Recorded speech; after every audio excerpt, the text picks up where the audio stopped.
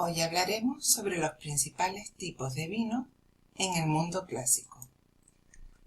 Los antiguos valoraban sus vinos atendiendo a aspectos como el aroma, el sabor, la sensación de suavidad o dureza en la boca, el cuerpo y el color.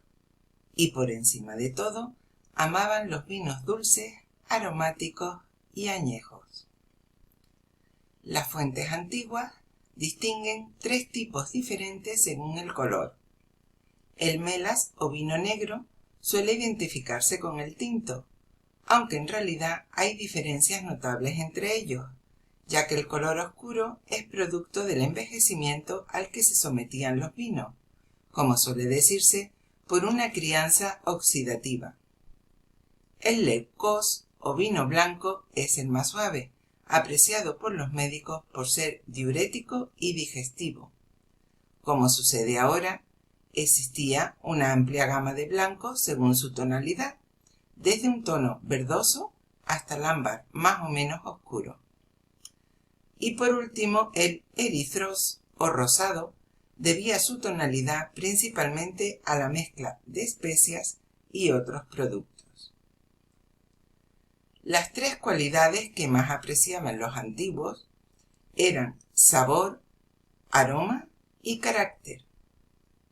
Respecto al sabor, Homero, en el siglo VIII a.C., a menudo hace referencia al vino suave o agradable de beber, resaltando la suavidad como una cualidad muy apreciada en su época que se mantendrá durante toda la antigüedad.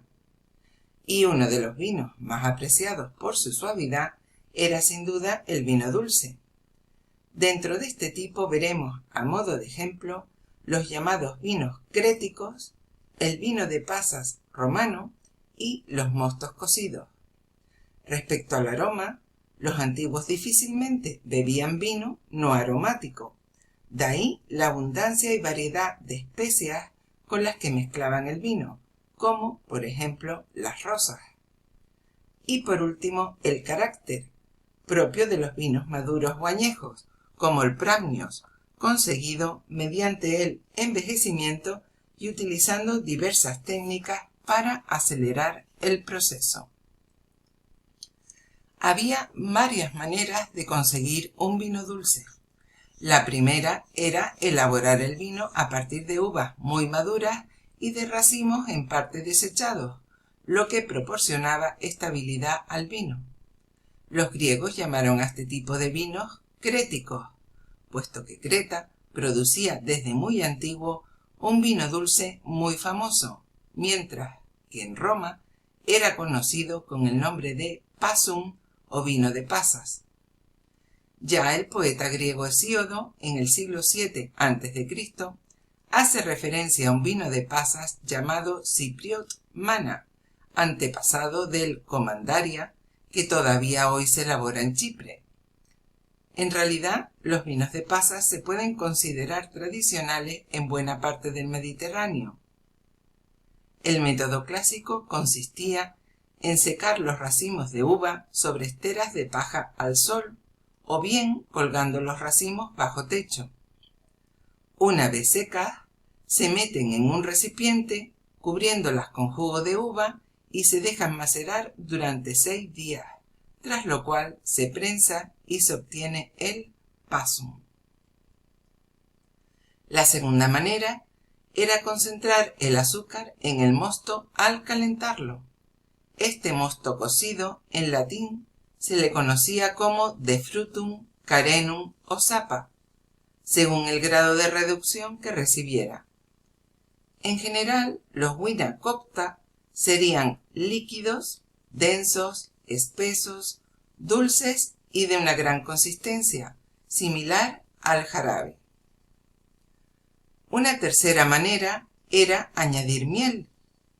El mulsum o vino fermentado con miel, conocido desde antiguo, contenía una proporción importante de azúcar residual, lo que lo convertía en una bebida nutritiva y reconstituyente, un remedio soberano contra la vejez, según diría Plinio. Su nombre proviene del verbo mulcere, que significa acariciar, indicando su característica delicada como vino. La costumbre era servirlo como aperitivo o postre, en fiestas públicas o privadas, y, por supuesto, en los famosos banquetes. Y pasando del sabor al aroma. En el momento de atemperar el vino, los romanos van mucho más lejos que los griegos al verter directamente los perfumes en el vino, ya fueran los toneles o al servirlo. Este procedimiento servía para corregir los vinos que se habían vuelto agrios, pero con el tiempo se adivina un refinamiento del gusto que ya poseían los griegos, para quienes la costumbre de perfumar los vinos con flores era fundamental. Veamos como ejemplo el vino de rosas, que sigue preparándose hoy en día de una manera muy parecida, según podemos comprobar en la receta que nos ofrece Appicio, autor latino del siglo I después de Cristo y autor del mayor recetario de cocina que nos ha legado la antigüedad. Para obtener un vino de rosas, solo hace falta vino, pétalos de rosa y un poco de paciencia. Los antiguos procesos de vinificación, lentos y rudimentarios, derivaban habitualmente en vinos picados. La aspereza y el amargor propios del envejecimiento podían resultar desagradables al paladar, lo que no impedía que fueran del gusto de los griegos, que utilizaban diversos sistemas para devolverles la fluidez y la suavidad, como el añadido de agua, sustancias aromáticas o mediante la exposición al calor. La práctica del calentamiento se perfecciona durante el Imperio Romano, utilizándose a partir de entonces bodegas construidas sobre hipocaustos. Como observamos en la imagen, el hipocausto era el sistema romano de calefacción del suelo. Con ello eliminaban el humo de las cámaras de calentamiento más rudimentarias. Estas instalaciones se extenderán por todos los territorios romanos conquistados. Y un vino con carácter es el Pramnios, uno de los más famosos y antiguos, ya mencionado en el siglo VIII a.C. por Homero. Se trataba de un vino denso y espeso, cuyo sabor, según Aristófanes, debía ser seco y áspero. Se trataba del vino tinto más famoso, y su nombre terminaría por convertirse en un término genérico para todo vino tinto con carácter.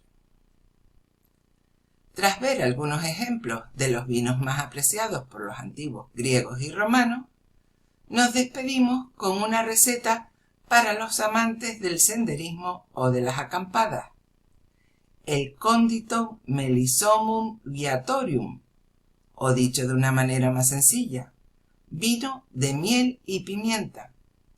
Un vino ideal para recobrar fuerzas y seguir adelante, o bien para sentarse en torno a una fogata y beber en compañía a la antigua usanza. Muchas gracias por su atención.